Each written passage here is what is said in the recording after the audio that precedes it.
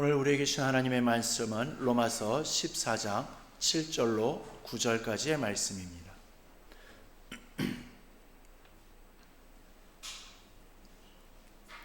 로마서 14장 7절로 9절 말씀입니다.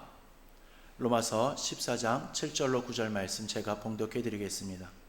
우리 중에 누구든지 자기를 위하여 사는 자가 없고 자기를 위하여 죽는 자도 없도다. 우리가 살아도 주를 위하여 살고 죽어도 주를 위하여 죽나니 그러므로 사나 죽으나 우리가 주의 것이로다.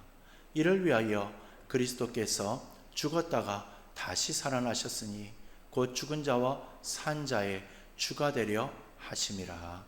아멘. 이 말씀은 살아계신 하나님의 말씀입니다. 기도하겠습니다. 하나님 아버지, 우리들에게 이 시간 주님의 말씀을 주시며 감사합니다. 찬양으로 주님 앞에 영광을 올려드리며 주님의 귀한 말씀을 소원하오니 주님께서 이 시간 말씀하여 주시고 우리들의 마음속에 주님의 말씀에 새겨질 수 있는 귀한 시간 되게 허락하여 주시옵소서. 모든 시간 주님께서 말씀하시고 주장하여 주실 줄로 믿사오며 예수 그리스도의 이름으로 기도드리옵나이다. 아멘. 부활의 기쁨을 지나서 다시 우리 일상 속에서 하나님 앞에 나온 이 수예배 가운데 함께 예배 드릴 수 있음이 참으로 기쁩니다. 오늘 이 자리까지 나오신 여러분 모두에게 하나님의 은혜가 충만히 있기를 주님의 이름으로 축원합니다. 우리가 지난 시간에는요, 매우 중요한 말씀을 나누었었습니다. 서로를 판단하지 말고 믿음이 연약한 자를 품으라 라는 말씀이었죠. 먹는 문제와 날의 문제로 인하여서 갈등하던 로마교회를 향하여서 바울은 분명하게 말을 했습니다. 누가 옳으냐를 따지기보다 서로를 받아들이라 라고 말이죠. 이 말씀을 붙들고 지내왔던 한 주간의 시간 속에서 여러분들의 마음은 어떠셨습니까? 여전히 마음속에서 누군가를 판단하는 생각이 올라오지 않으셨습니까? 아니면 또 여전히 내 기준으로 사람을 바라보는 시선이 남아있지는 않으셨는지요? 이렇게 질문을 드리는 이유는요, 오늘 말씀이 바로 그 지점에서 한 걸음 더 깊이 들어가기 때문입니다. 지난주 말씀이 우리들의 태도를 다루었다면 오늘 말씀은 그 태도의 뿌리를 다루는 말씀이라 이야기할 수 있을 것 같습니다. 왜 우리는 판단하게 되는가? 왜 우리는 기준을 내려놓기가 어려운가? 왜 우리는 여전히 나를 중심으로 살아가는가? 이 질문에 대한 답을요, 오늘 말씀이 우리들에게 보여주고 있습니다. 그래서 오늘 말씀은요, 단순히 행동을 바꾸라는 말씀이 아니라 삶의 중심을 점검하게 하는 말씀인 겁니다. 이 자리에서 우리는 한 가지 질문을 자신들에게 던져보았으면 좋겠습니다. 나는 누구를 위해서 살고 있습니까? 이 질문 하나가 우리들의 신앙의 방향을 결정하기 때문에 이 질문은요, 우리들에게 매우 중요한 질문입니다. 겉으로는 신앙생활을 하고 있지만 실제로는 나를 위해 살고 있을 수도 있기 때문인 겁니다. 기도를 하면서도 내 뜻을 더 앞세우고요, 신앙생활을 하면서도 내 삶이 다른 사람보다 더 잘 되기를 더 바라고요, 하나님을 믿는다고 말하면서도 결국 나를 중심으로 살아갈 수 있다라는 겁니다. 이럴 때 신앙이 흔들리게 되는 거죠. 상황에 따라서 마음이 바뀌고요, 환경에 따라 신앙이 달라지게 되는 겁니다. 왜 그렇겠습니까? 그건 바로요, 삶의 중심이 분명하지 않기 때문인 겁니다. 이 지점에서 오늘 본문을 보아야 할 것 같습니다. 바울은 아주 강력한 선언을 합니다. 자기를 위하여 사는 자가 없고 자기를 위하여 죽는 자도 없다.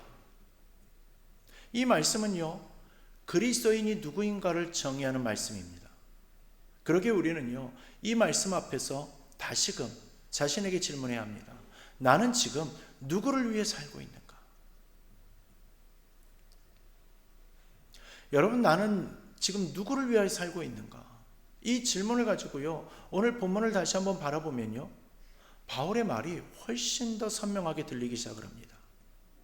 우리가 살아도 주를 위하여 살고 죽어도 주를 위하여 죽나니. 이 말씀은요, 단순히 신앙 좋은 사람의 결심이 아니고요, 이 말씀은 삶의 방향이 완전히 바뀐 사람의 고백인 겁니다. 여기서 우리는 중요한 전환을 이야기할 텐데, 앞에서는 우리가 누구의 것인가를 다루었다라면요, 이제부터는 그렇다면 어떻게 살아야 하는가, 이거를 다루게 되는 겁니다. 그래서 지금부터는 정체성에서 삶의 방향으로 넘어가는 그 흐름이라고 생각을 하시면 될 듯 싶습니다. 바울은 아주 극단적인 표현을 사용을 합니다. 살아도 주를 위하여 살고 죽어도 주를 위하여 죽는다. 왜 이렇게까지 말을 하는 것이겠습니까? 그 이유는 단 하나입니다. 우리의 삶 전체를 말하고 있기 때문입니다.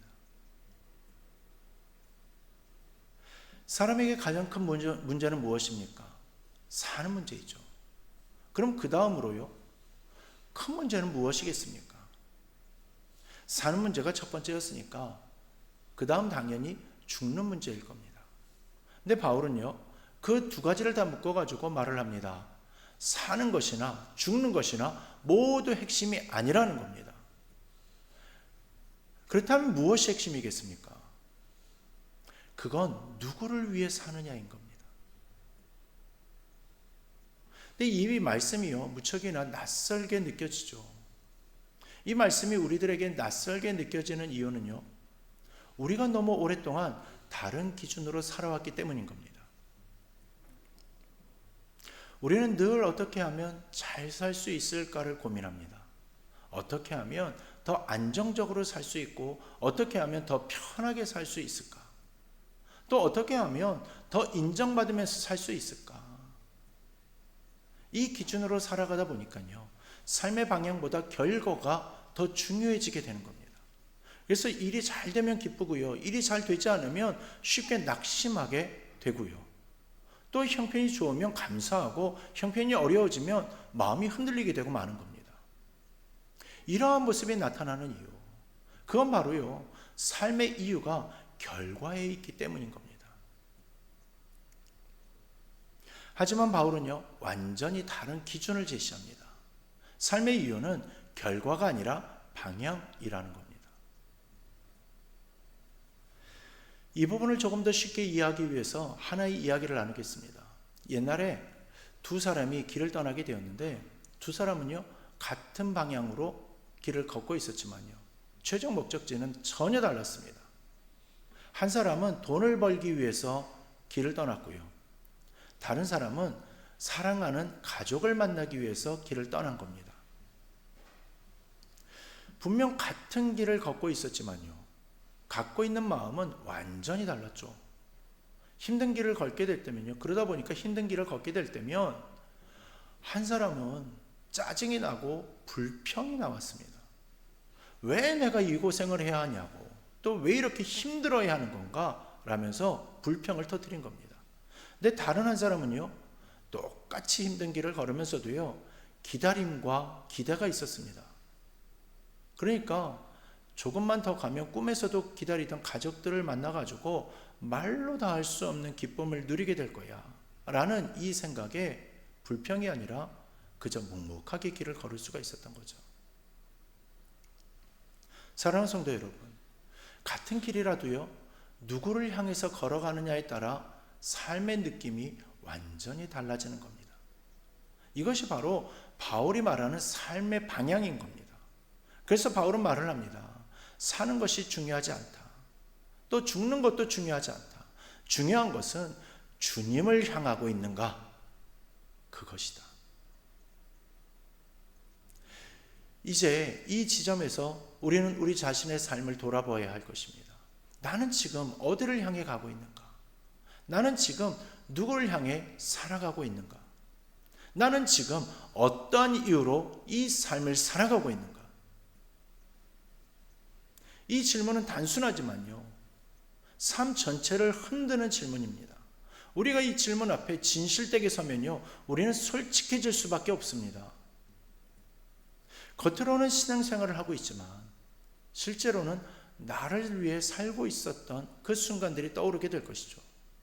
기도를 하면서도 하나님의 뜻보다 내 뜻을 더 강하게 밀어붙였던 그 순간, 또 말씀을 들으면서도 순종보다는 선택적으로 받아들였던 그 순간, 사람을 대하면서도 사람 가운데에서도 사랑하기보다 판단이 우선되어졌던 순간들, 이 모든 순간들은요, 삶의 방향이 아직 완전히 주님께로 향하지 않았다는 증거인 겁니다.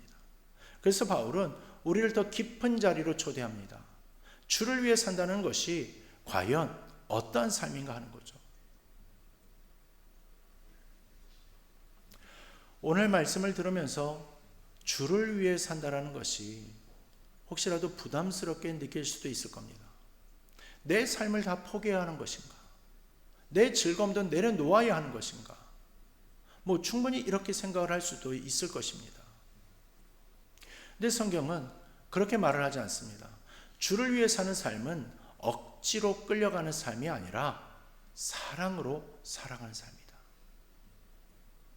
이 부분을 이해하기 위해서 부모가 자녀를 키우는 모습을 한번 생각해 보겠습니다.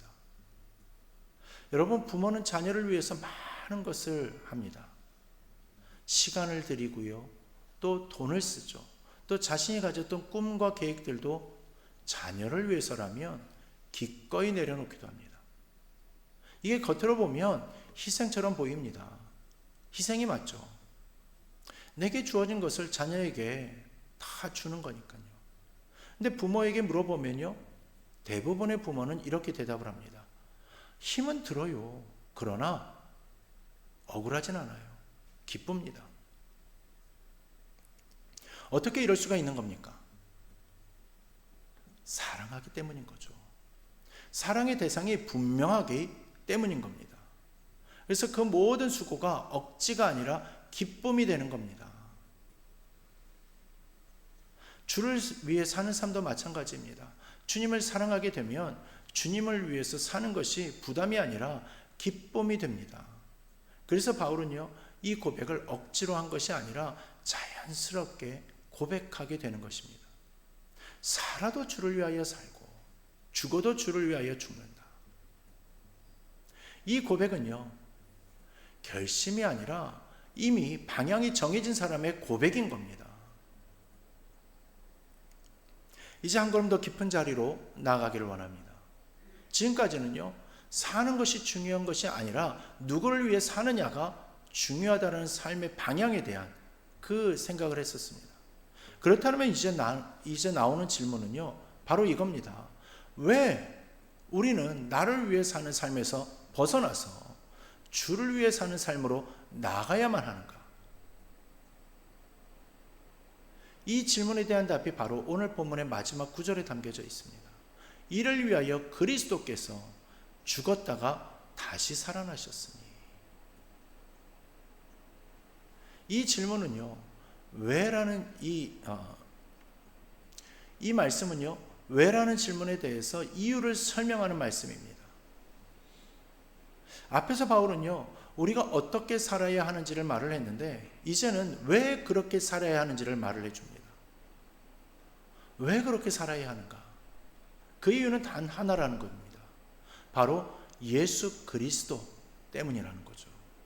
예수님께서 우리를 위해 죽으셨고 다시 살아나셨기 때문이라는 겁니다. 여기서 우리는요, 신앙의 가장 중요한 중심으로 들어가게 됩니다. 신앙은요, 결심이나 노력으로 만들어내는 것이 아니라는 겁니다. 신앙은 결단으로 유지되어지는 것도 아니라는 거죠. 신앙은요, 언제나 예수 그리스도로부터 시작되어지는 겁니다.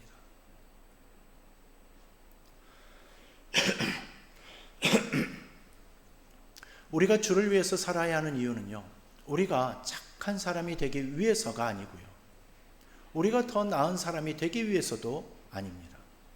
우리가 주를 위해 살아야 하는 이유, 그건 이미 예수님께서 우리를 위해서 모든 것을 이루셨기 때문인 겁니다. 어느 날 한 사람이요, 큰 사고를 당하게 되었답니다. 그 사고로 인해서 생명이 위태로운 상황이 되었고요. 당장 수술 아니면 살 수 없는 그러한 상태가 되었다라는 거죠. 근데 그 수술에는요, 감당하기 힘든 매우 큰 비용이 필요했다라는 겁니다. 그 사람은 당연히 그 돈을 감당할 수 없는 상황이었던 거죠. 그래서 그는요, 생사를 오가는 상황 속에서도 수술을 위한 그 비용에 대한 부담 때문에 또 다른 부담을 가지고 있을 수밖에 없었다라는 겁니다. 그때 한 사람이 나타나 가지고 아무 조건 없이 그 비용을 모두 대신 지불해 주었습니다. 그리고 이렇게 말을 합니다. 당신은 이제 아무 걱정 없이 수술을 받을 수 있게 되었습니다. 이제 당신의 생명은 다시 시작되게 될 것입니다. 이 이야기를 들은 그 사람은요, 처음에는 믿기지 않았겠죠. 한 번 본 적 없는 나에게 어떻게 이러한 호의를 베풀 수 있는 건가 하면서 믿기지가 않는 겁니다. 하지만 시간이 지나면서 그는 분명히 알게 됩니다. 어찌되었건 나는 이제 생사의 고비를 지나 새로운 삶을 살게 된 사람이다. 그때부터 그의 삶이 바뀌기 시작합니다. 자신의 생명이 누군가의 희생으로 주어진 것이라는 사실을 알게 되었기 때문에요. 그때부터는 아무 의미 없이 살 수가 없게 되고 만 겁니다. 그래서 그의 삶은 자연스럽게 그 은혜에 반응하는 삶으로 바뀌게 되었답니다. 여러분, 이 이야기는요, 바로 우리들의 이야기인 겁니다. 우리는 죄로 인하여서 죽을 수밖에 없는 존재였습니다. 스스로를 구원할 수 없는 존재였죠. 그런데 예수님께서 우리를 위하여서 십자가에서 죽으셨습니다. 그리고 부활하심으로 우리들에게 새로운 생명을 주셨습니다. 그러니 우리들의 삶은요, 이 은혜와 전혀 상관없이 흘러갈 수가 없는 삶이 된 겁니다. 그래서 바울은 말을 합니다. 우리가 주를 위해 사는 이유는 의무 때문이 아니라 은혜 때문이다. 억지로 살아가는 것이 아니라 감격으로 살아가는 것이라는 겁니다. 여기서 우리는 아주 중요한 전환을 경험하게 됩니다. 주를 위해 살아야 한다는 말이 이제는 부담이 아니라 감사로 바뀌게 되어지는 순간인 겁니다. 왜냐하면 이미 우리는 감당할 수 없는 엄청난 사랑을 받았기 때문인 거죠.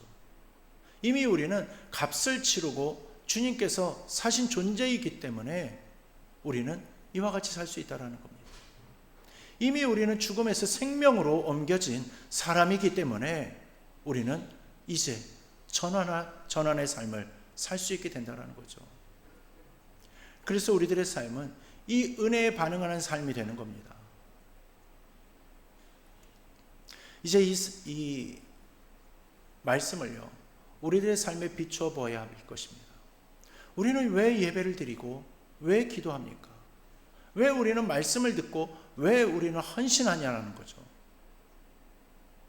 이 모든 것이 의무 때문입니까? 아니면 은혜 때문입니까? 이 질문 앞에서 우리들의 신앙의 상태가 드러나게 됩니다. 의무로 살아가는 신앙은 쉽게 지치게 됩니다. 억지로 버티게 되고요.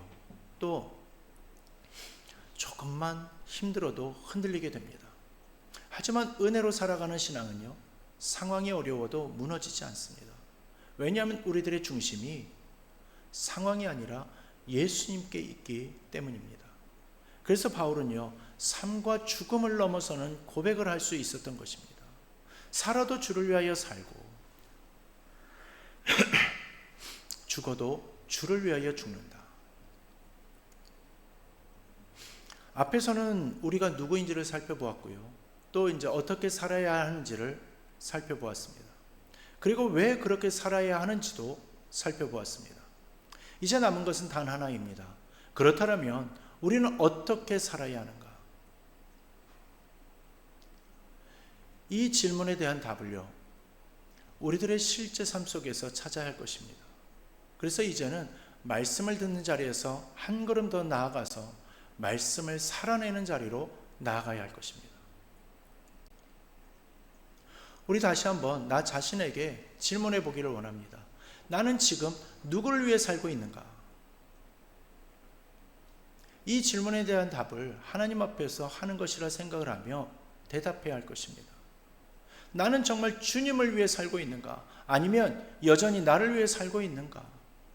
이 질문은요, 정말 우리를 불편하게 만들기 때문에 외면하고 싶어지게 됩니다. 하지만 이 질문을 통과하지 않으면요, 우리의 신앙은 더 깊어질 수밖에 없습니다. 그래서 우리는 이 질문 앞에서 정말 진실되고 정직하게 서야 하는 것입니다. 그리고 만약 우리의 삶 속에 여전히 나 중심적인 모습이 있다면 그것을 하나님 앞에 내려놓아야 할 것입니다. 주님, 나는 여전히 나를 위해 살고 있었습니다. 주님, 나는 여전히 내 기준을 붙들고 있었습니다. 주님, 나는 여전히 내 뜻을 더 앞세우고 있었습니다. 이렇게 고백하면서 다시금 방향을 돌이켜야 하는 겁니다. 이것이 참된 신앙인 거죠. 완벽하게 사는 것이 아니라 방향을 계속해서 주님께로 맞추는 것이 바로 신앙인 겁니다. 이제 두 번째로 우리는 사람을 대하는 태도를 바꿔야 할 것입니다. 우리가 나를 위해서만 살 때는 다른 사람을 쉽게 판단하게 됩니다. 왜냐하면 내 기준이 아주 중요하기 때문이죠. 그래서 나와 다르면 틀린 것처럼 보이고요, 나보다 부족해 보이면 판단하게 되는 겁니다. 하지만 우리가 주를 위하여서 살기 시작을 하면 사람을 보는 시선이 달라집니다. 저 사람도 주님께 속한 사람이구나, 저 사람도 주님을 향해 살아가고 있구나 라는 그런 생각을 하게 된다는 겁니다. 이렇게 바라보게 되면요, 판단이 줄어들면서 이해가 시작이 되고요, 정죄가 줄어들면서 모든 사람을 넉넉히 품을 수 있게 되는 겁니다. 이것이 바로 지난주 말씀과 오늘 말씀이 연결되어지는 지점인 겁니다. 정체성이 바뀌면 태도가 바뀐다. 그러기에 이제 우리는 결단해야 할 줄로 믿습니다. 결단은요, 거창한 것이 아니고 아주 작은 선택에서부터 시작이 됩니다. 오늘 하루를 살아가면서 하나의 질문을 붙들고 살아보는 것이죠. 이 선택이 주를 위해 하는 선택인가?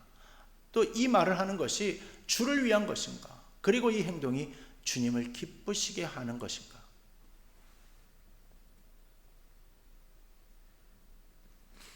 이 질문 하나가 우리의 삶을 바꾸기 시작할 겁니다. 처음에는 쉽지 않을 수 있습니다.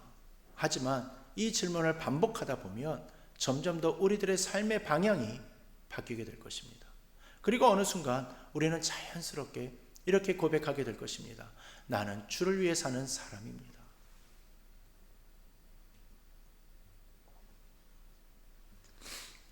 사랑하는 성도 여러분, 우리는 이미 예수 그리스도의 죽으심과 부활로 인하여서 주님의 것이 된 사람들입니다.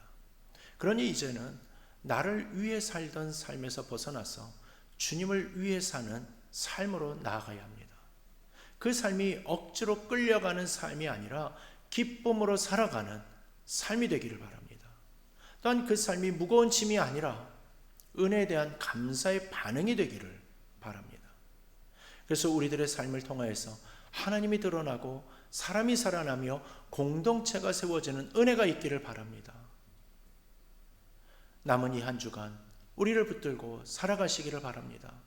나는 나를 위해 사는 사람이 아니라 주를 위해 사는 사람이다. 이 고백이 여러분들의 삶 속에서 실제가 되기를 바랍니다. 그래서 우리들의 삶의 이유와 방향이 언제나 주님께로 향하게 되기를 주님의 이름으로 축원합니다. 이제 회개와 결단의 기도로 나아가겠습니다. 이 시간 말씀을 들으면서 우리들의 마음을 돌아보았을 때에 아마도 각자의 자리에서 하나님 앞에 드리고 싶은 고백이 있으실 것 같습니다. 나는 누구를 위해서 살고 있었는가? 내 삶의 방향은 어디를 향하고 있었는가? 이 질문 앞에서 혹시 여전히 나를 중심으로 살아가던 모습이 있었다면 이 시간 하나님 앞에 조용히 내려놓기를 원합니다. 또한 다시 한번 결단하기를 원합니다. 이제 나는 나를 위해 사는 삶이 아니라 주를 위해 사는 삶을 사는 사람이 되기를 원합니다. 이 고백을 가지고 우리 함께 기도의 자리로 나가겠습니다.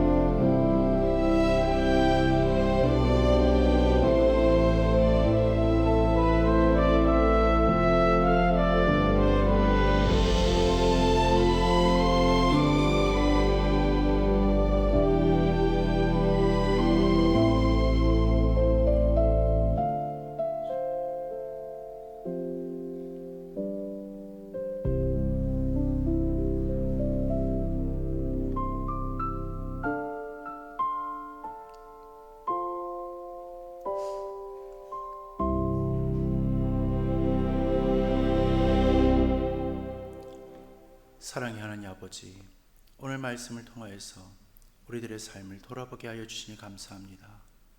우리가 입술로는 주님을 고백하면서도 삶의 중심에서는 여전히 나를 위해 살아왔던 그 모습들을 고백합니다. 주님, 우리들의 마음을 새롭게 하여 주옵소서. 이제는 나를 위한 삶이 아니라 주님을 위한 삶으로 방향을 돌이키게 하여 주옵소서. 선택의 순간마다 주님을 기준으로 살아가게 하여 주시고 삶의 모든 자리에서 주님을 기쁘시게 하는 삶이 되게 하여 주옵소서. 또한 사람을 바라보는 우리들의 시선도 바꾸어 주셔서 판단하기보다 이해하게 하여 주시고 정죄하기보다 품게 하여 주시며 주님의 마음으로 공동체를 세워가게 하여 주시옵소서. 남은 한 주간의 삶 속에서도 오늘 말씀이 살아 움직이게 하시고 우리 삶을 통하여서 하나님의 나라가 드러나게 하여 주실 줄로 믿사오며, 이제는 우리 주 예수 그리스도의 은혜와 하나님 아버지의 극진하신 사랑하심과 성령님의 위로하심과 교통하심과 역사 충만 감화 감동하심이 이제는 내 기준이 아니라 주님을 향하여 우리들의 삶의 방향을 바꾸어 주님의 영광을 높이며 주님과 함께 동행하는 삶을 살기를 소망하며 다짐하는 우리 사랑하는 모든 성도들 머리 위에 이제로부터 영원토록 함께 하시기를 간절히 축원하옵나이다. 아멘.